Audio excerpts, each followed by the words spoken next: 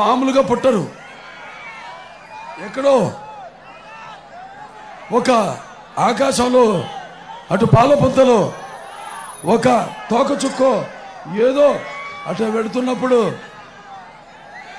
భగవంతుడి అనుసంధానం, ప్రజలకి అనుసంధానంగా పుడతారు కొంతమంది మహానుభావులు. ఆ కోవకు చెందిన వారు నందమూరి తారక రామారావు గారు. మరి మన చరిత్రతో ఉంది. అదే సత్యకోసం సత్యరామ గురాడు హరిశ్చంద్రుడు, అలాగే తండ్రి మాటకే కారువులకి ఎగాడు శ్రీరామచంద్రుడు, అన్న సేవకి అంకితమయ్యాడు లక్ష్మణుడు, అలాగే పత్య దైవముగా ధరించిపోయింది సీతాదేవి, చాపగుడితో సముద్రం నిలిపాను నాటి బ్రహ్మన్న, మేడి పండులా మెరిసే సంఘం గుట్టు విప్పెను వేమన్న, వితంతువుల విధి వ్రాతలు మార్చి బ్రతుకులు పండించే కందుకూరి, తెలుగు భారతిని తెలుగు భాషలో తీర్చిదిద్దెను గురజాడ.